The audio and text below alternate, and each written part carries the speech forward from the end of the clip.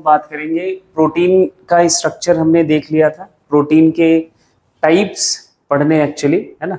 उसके पहले एक टर्म पढ़ना है, डीनेचुरेशन ऑफ प्रोटीन। डीनेचुरेशन का मतलब यहाँ पे क्या है, एक्चुअली क्या है, जो हमारा प्रोटीन का स्ट्रक्चर कन्फिगरेशन जिसे हमने पढ़ा था, प्राइमरी, सेकेंडरी, टर्शियरी, है ना।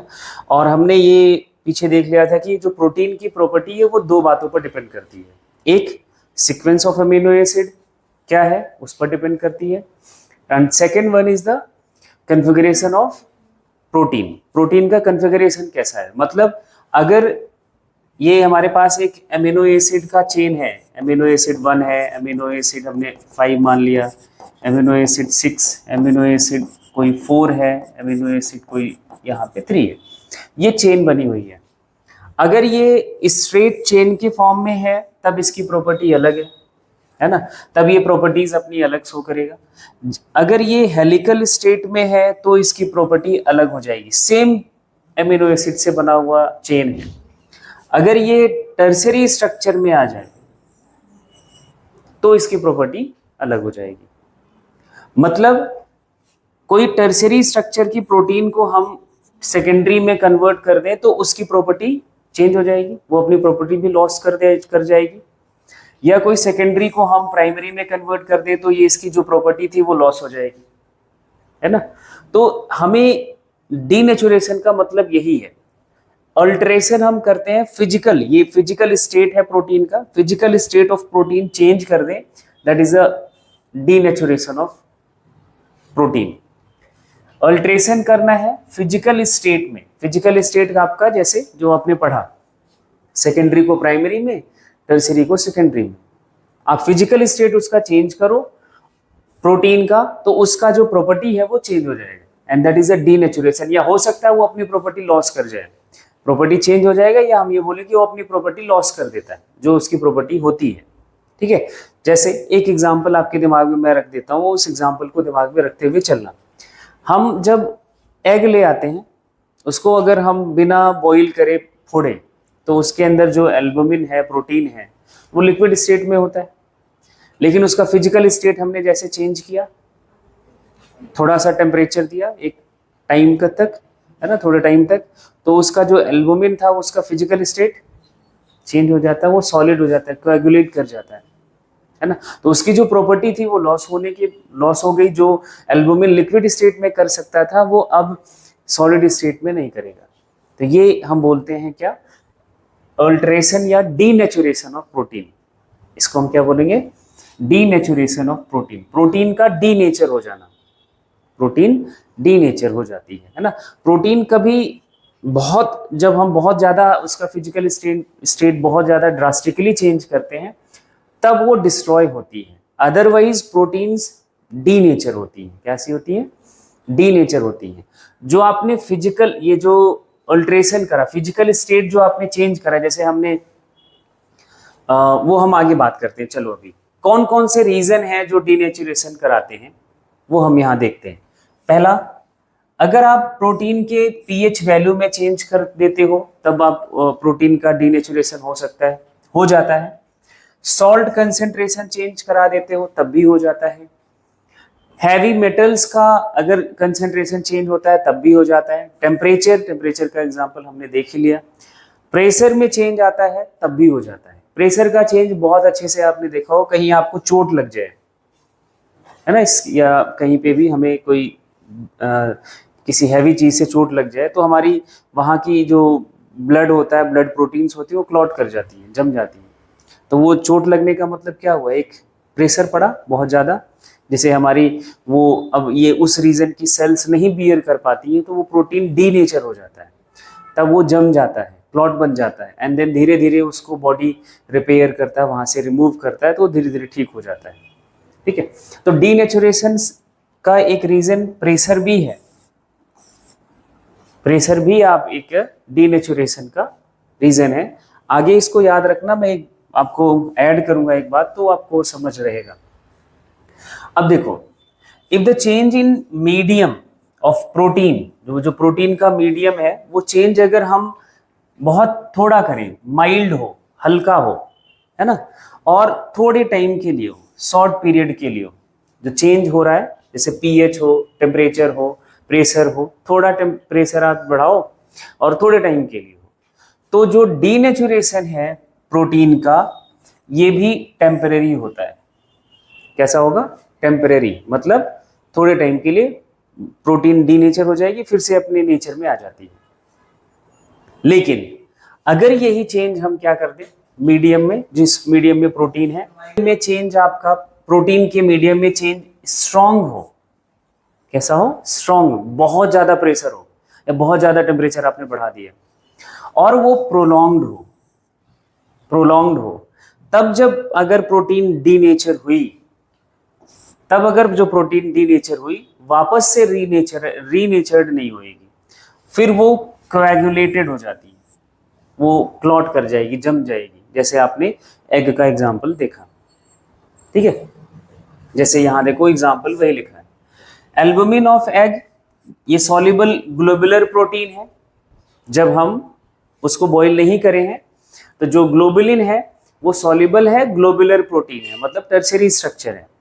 जब इसको हम हीट कर देते हैं तब ये कन्वर्ट हो जाता है, परमानेंटली कोएगुलेट कर जाता है, और हीटिंग वो लगभग 15-20 मिनट तक हम वो हाई टेम्परेचर पे रखते हैं, तब ये चेंज हो जाता है फाइब्रस इनसॉल्युबल फॉर्म में। यहाँ ये ध्यान रखना, फाइब्रस इनसॉल्युबल फॉर्म है ना, वो मतलब सेकेंडरी स्ट्रक्चर में कन्वर्ट हो गया, तब वो कोएगुलेट कर गया है। ठीक है, अब अगर ये स्ट्रॉन्ग अल्ट्रेशन है, जो आपने मीडियम में स्ट्रॉन्ग चेंज करा, strong alteration in denaturation of protein and they lose their biological property and significance. ये जो स्ट्रॉन्ग चेंज करोगे तो जो प्रोटीन की प्रॉपर्टी है वो चेंज हो जाएगी, और जो उसका बायोलॉजिकल प्रॉपर्टीज है, बायोलॉजिकल प्रॉपर्टी जो उसका रोल था एक्चुअल में, वो खत्म हो जाता है, उसका सिग्निफिकेंस खत्म हो जाता है ना, वो प्रोटीन किसी काम की नहीं रह जाती बायोलॉजिकली, है ना। इसलिए देखो, एक अभी आपने पढ़ा pressure is also reason that causes denaturation of protein. तो बॉडी को हम बहुत ज्यादा प्रेशर देते हैं, बहुत ज्यादा स्ट्रेच कर रहे होते हैं, बहुत ज्यादा, जैसे हम बैठते हैं तो उल्टे सीधे बैठने का भी एक तरीका है, तो अगर आप बैठते हो तो बॉडी पे प्रेशर आता है कुछ हिस्सों पे, और वो जो तरीका है उससे नहीं बैठा, आप उल्टे सीधे तरीके से बैठ रहे हो, तो वो प्रेशर बॉडी को झेलना पड़ता है। झेलना इन सेंस, जिस रीजन पे वो प्रेशर ज्यादा पड़ रहा है वहां की प्रोटीन डैमेज हो रहा है और आपकी बॉडी रिपेयर में गई है, वहां रिपेयर का प्रोसेस ज्यादा चलेगा। तो बैठना भी एक अपनी बॉडी को हेल्दी रखने में एक फैक्टर की तरह काम करता है। ठीक है, तो ये भी ध्यान रखना होता है। And this is the reason that cells of organism are unable to bear strong changes and they ultimately die. इसी वजह से, क्योंकि सेल में क्या है? प्रोटीन है। सेल में क्या है? प्रोटीन है। अगर आप स्ट्रॉन्ग चेंजेस करोगे ऑर्गेनिज्म में, उनके सेल्स, जो ऑर्गेनिज्म के सेल्स हैं, हम सेल से ही बने हुए हैं, तो आप स्ट्रॉन्ग चेंजेस कर रहे हो तो प्रोटीन डीनेचर हो रहा है परमानेंटली, तो ऑर्गेनिज्म का जो सेल है वो भी मर रहा है और ऑर्गेनिज्म भी मर रहा है ना। तो ये डीनेचुरेशन की थोड़ी सी बात, आपको सवाल इस पे भी बनता है, डीनेचुरेशन के कॉजेस क्या हैं, डीनेचुरेशन कब तक मतलब रीनेचर हो सकता है प्रोटीन, जब माइल्ड और शॉर्ट लिव्ड के लिए आप थोड़ा सा उसका मीडियम चेंज करो। अब देखो टाइप्स पे आते हैं, टाइप्स ऑफ प्रोटीन, ये थोड़ा सा इंपॉर्टेंट है, थोड़ा सा मतलब आपकी समझ अच्छी हो जाएगी प्रोटीन को लेकर। प्रोटीन के टाइप्स 3 हैं, सिंपल, कंपाउंड एंड डिराइव्ड। आपको पढ़ने हैं सिर्फ सिंपल एंड कंपाउंड, डिराइव्ड नहीं पढ़ना है। ठीक है, तो सिंपल और कंपाउंड टाइप के जो प्रोटीन है, क्या हम वर्ड कब यूज करते हैं सिंपल प्रोटीन, या कब हम वर्ड यूज करेंगे कंपाउंड प्रोटीन, वो हम समझते हैं। देखो, जब कोई प्रोटीन सिर्फ और सिर्फ एमिनो एसिड से बनी हो, किससे बनी हो? एमिनो एसिड्स, मतलब एमिनो एसिड के अलावा कोई और कंपोनेंट ना हो, कोई और पार्ट ना हो, तब वो प्रोटीन आपकी क्या कही जाएगी? That is a simple protein. वो क्या है? सिंपल प्रोटीन है। और ये 2 टाइप की, एक फाइब्रस, एक ग्लोबुलर, ये इनके फिजिकल स्टेट पे, ये आप पढ़ चुके हो, कॉन्फ़िगरेशन में भी हमने बात ये कर ली है। फाइब्रस जो होगी long coiled and thread like होगी। ग्लोबुलर क्या होगी? Highly coiled and globular structure जैसी होगी। एग्जाम्पल आपको कुछ याद रखने हैं, जैसे कोलेजन फाइबर, कोलेजन प्रोटीन से बना हुआ होता है। अब इसके बारे में जो पॉइंट्स है वो ध्यान से देखना। Most abundant in animal body, हमारी बॉडी में सबसे ज्यादा पाया जाने वाला प्रोटीन है कौन? कोलेजन। कौन सा प्रोटीन? Collagen protein. और यही कोलेजन प्रोटीन ही हमारा जो है हमारे स्किन को, या जो हमारा कनेक्टिव टिश्यू का कंपोनेंट है, तो इस हमें जो स्किन हमारी जितना ज्यादा कोलेजन होगा उतना आप यंग रहोगे। जैसे जैसे आपकी एजिंग बढ़ती जाती है, एज बढ़ता जाता है, एजिंग की प्रोसेस में कोलेजन का अमाउंट कम होता चला जाएगा। और जब कोलेजन का अमाउंट कम होता चला जाएगा, ये कनेक्टिव टिश्यू और बोन का कनेक्शन लूज होता चला जाएगा। और वो कनेक्शन जब लूज होता चला गया, दैट मीन्स, ठीक है, तो मोस्ट अबंडेंट है, ये याद रखना है। दूसरा, हम आपकी बॉडी का टोटल जितना प्रोटीन है, हमारी बॉडी में जितना अमाउंट ऑफ प्रोटीन है, उसका 1/3 पार्ट तो ये अकेले कोलेजन बनाता है। तो आप समझ लो कितना इंपॉर्टेंट है। कनेक्टिव टिश्यू में प्रेजेंट होता है, और कनेक्टिव टिश्यू का काम मैंने आपको बताया है मसल और बोन को कनेक्ट करने का, स्किन को कनेक्ट, आपके नीचे मसल से कनेक्ट करने का। तो जब कनेक्टिव टिश्यू का प्रोटीन ही कम हो जाएगा, मतलब कनेक्टिव टिश्यू लूज हो जाएगा, तो कनेक्शन लूज होना ही होना है ना। तो आपकी बॉडी में स्ट्रेंथ नहीं रहेगा, आप बूढ़े हो जाओगे और स्किन आपकी बोन से हटने लगती है, ठीक है। थ्रेड ऑफ कोलेजन को टेंडन बोला जाता है, पढ़ा था, है ना, टेंडन एंड लिगामेंट। तो कोलेजन के थ्रेड्स को इकट्ठा एक बंडल हो, दैट इज अ टेंडन। उसके बाद दूसरी प्रोटीन है जो फाइब्रस है, और इधर आपकी एग्जांपल है इसका इलास्टिन। ये भी कनेक्टिव टिश्यू में प्रेजेंट है। बंडल को हम बोलते हैं लिगामेंट। क्या बोलते हैं? लिगामेंट। एक और एग्जांपल याद रखना है, केराटिन, एक्सोस्केलेटन बना होता है, हार्ड ये है, ये हमने पढ़ लिया था। इसके लिए कोई डाइजेस्टिंग एंजाइम नहीं है, नॉन डाइजेस्टिंग प्रोटीन है। इधर ग्लोबुलर प्रोटीन में जो आपके नाम हैं, ये सारे के सारे बहुत इंपॉर्टेंट हैं, है ना। पहला नाम रूबिस्को। रूबिस्को के लिए देखो कहां पे प्रेजेंट होता है? क्लोरोप्लास्ट में। And second point, most abundant protein on earth. Earth, earth पे जो लिविंग सिस्टम है, लिविंग वर्ड है, लिविंग वर्ड में सबसे ज्यादा पाया जाने वाला प्रोटीन ये है, रूबिस्को। अर्थ पे सबसे ज्यादा पाया जाने वाला प्रोटीन ये है, क्या है? रूबिस्को। रूबिस्को करता क्या है? फोटोसिंथेसिस का ये मेन प्रोटीन है। जब हम प्लांट फिजियोलॉजी पढ़ेंगे तो रूबिस्को फिर से पढ़ना होगा, और बहुत बढ़िया तरीके से रूबिस्को पढ़ना होगा। तो रूबिस्को क्या है? एक आपका ग्लोबुलर प्रोटीन है ना, वो भी सिंपल टाइप का, प्योर अमीनो एसिड से बना हुआ है, इसमें और कोई पार्ट नहीं है, ठीक है। ये भी आपने पढ़ा था ब्लड में, एल्बुमिन, है ना। ये आपका blood colloidal osmotic pressure maintain करता है, मतलब ब्लड में सोल्यूट का कंटेंट मेंटेन करता है। आपके मिल्क में लैक्टो एल्बुमिन के फॉर्म में प्रेजेंट है, एग में एल्बुमिन के फॉर्म में प्रेजेंट है, ब्लड में आपका ब्लड एल्बुमिन के फॉर्म में प्रेजेंट है। तो एल्बुमिन आपका मेन इनका काम है to maintain blood colloidal osmotic pressure. Globulin, globulin नहीं है, ग्लोबिन है। ग्लोबुलिन अलग है, ग्लोबिन अलग है।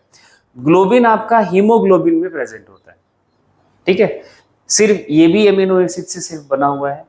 हिस्टोन, अभी जस्ट हमने क्रोमोसोम में पढ़ा, हिस्टोन प्रोटीन, ठीक।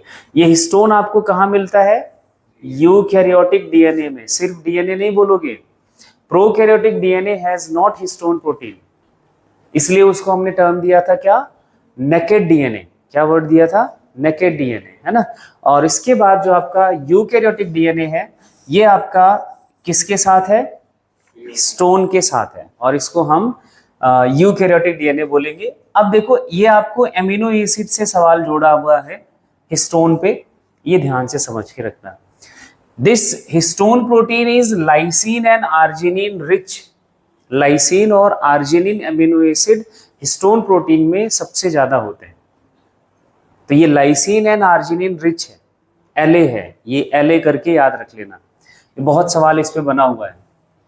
अब हमारा हो गया यहाँ पे कहानी खत्म सिंपल प्रोटीन का।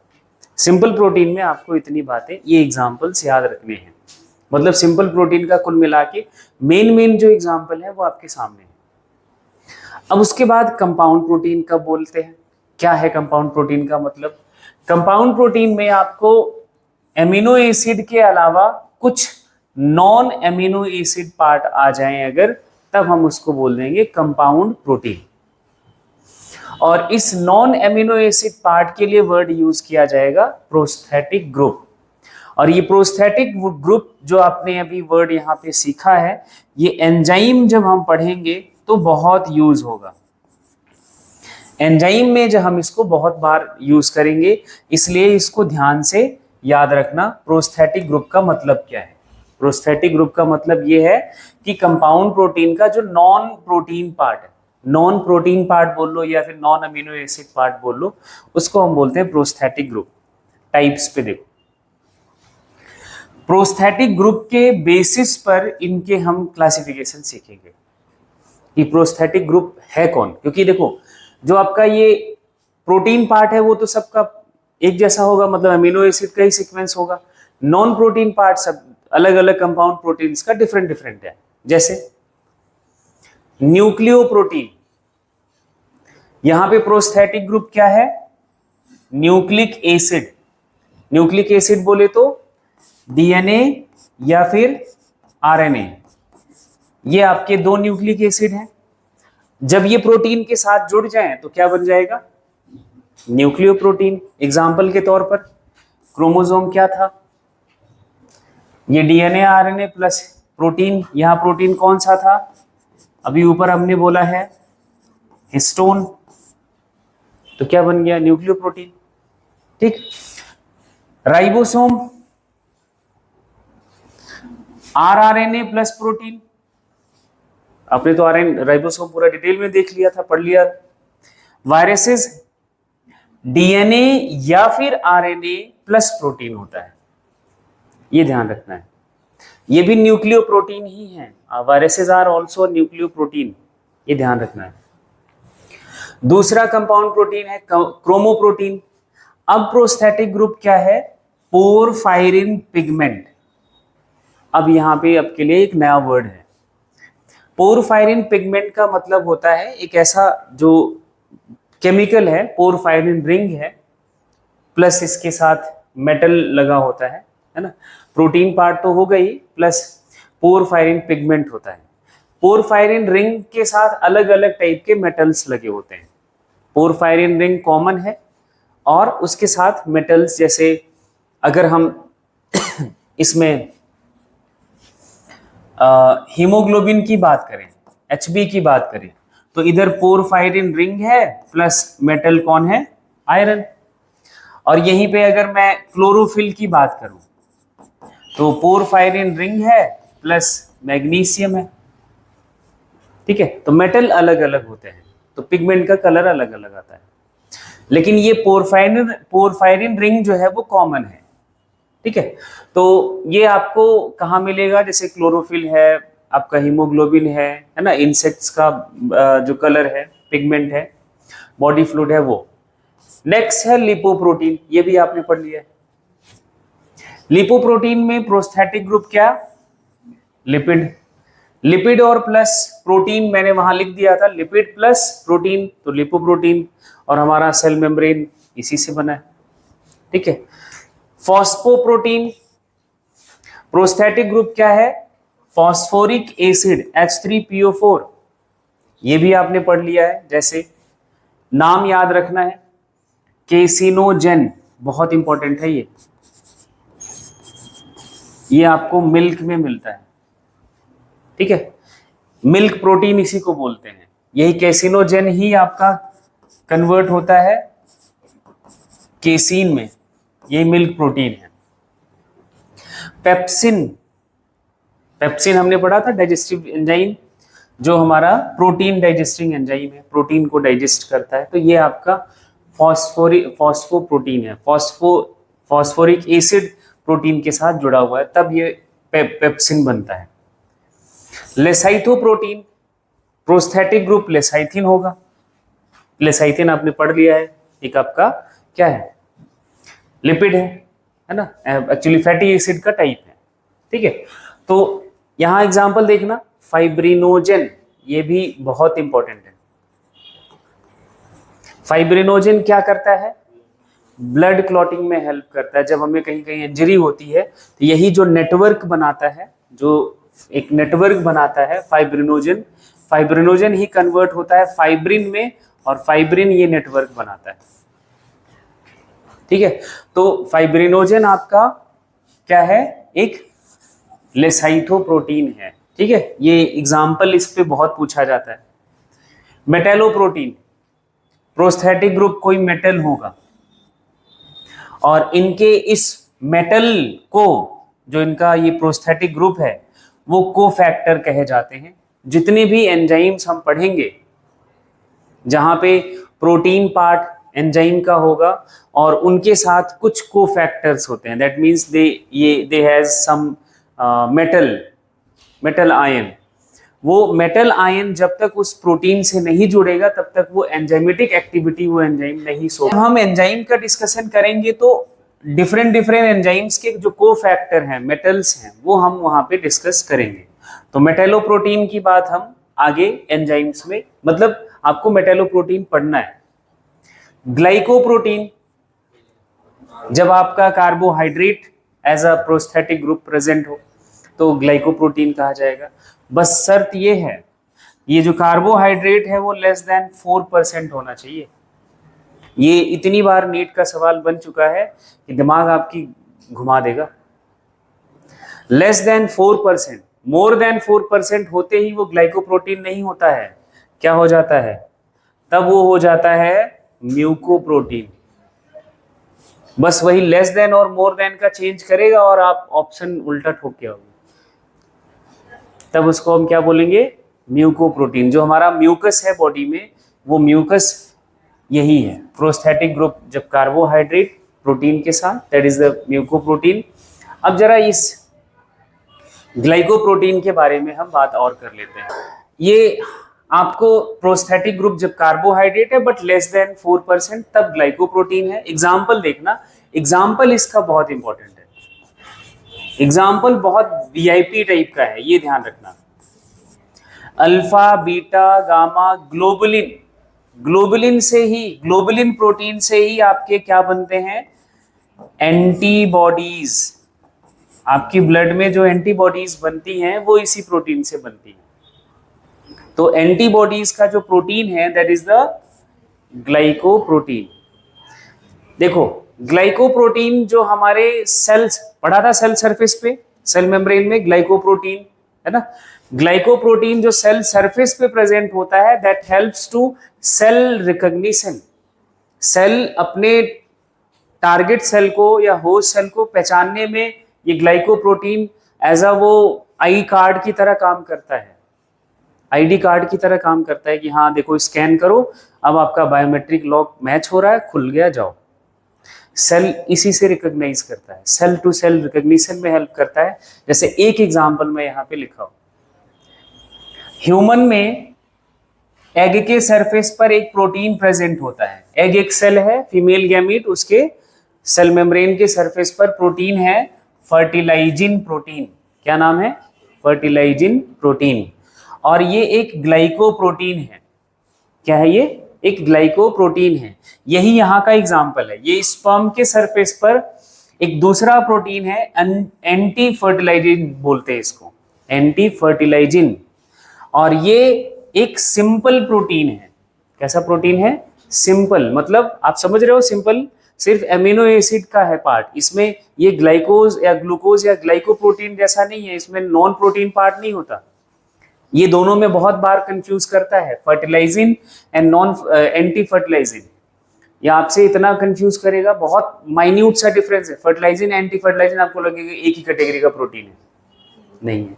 फर्टिलाइजिन क्या है, कंपाउंड प्रोटीन है और एंटी फर्टिलाइजिंग क्या है, सिंपल प्रोटीन है। मेजर डिफरेंस है, ध्यान रखना। और ये फर्टिलाइजिंग कौन सा इसका प्रोस्थेटिक ग्रुप है, तो कार्बोहाइड्रेट। क्या है, कार्बोहाइड्रेट। हाँ 4%, लेस देन 4%। ये प्रेजेंट है एग के सरफेस पर और इसी फर्टिलाइजिंग को स्पर्म पहचानता है। इसी फर्टिलाइजिंग की मदद से उसको पता चलता है कि this is the egg cell.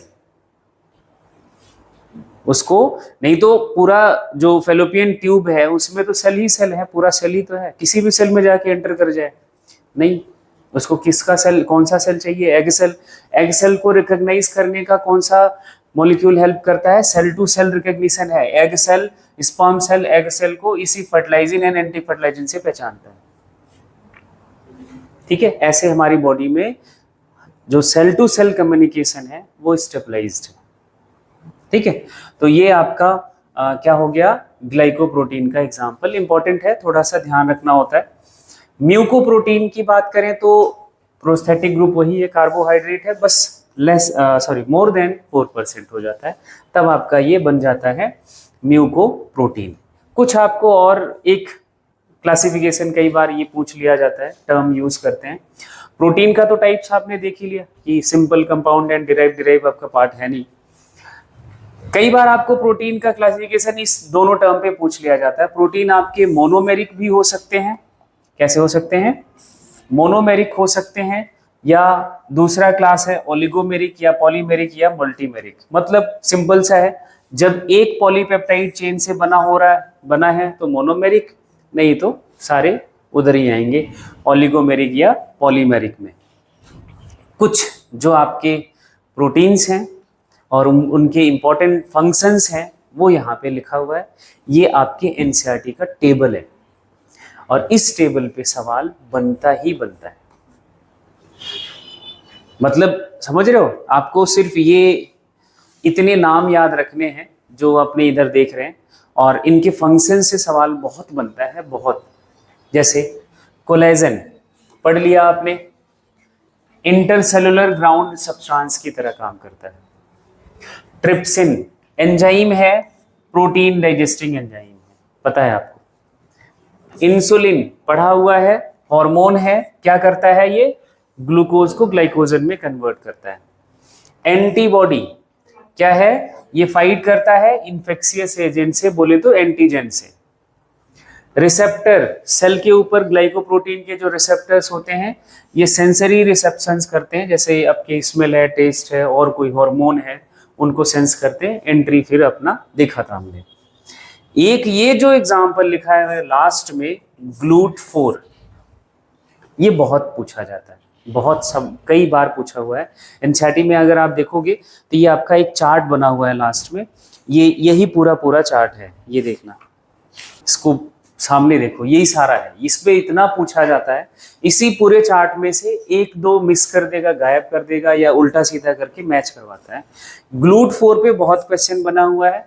GLUT4 करता क्या है, it enables glucose transport into the cell. मतलब इधर देखो, हमारी जो बॉडी की सेल्स हैं उनके सेल सरफेस पर ये GLUT4 लगा हुआ है, GLUT4 लगा होता है।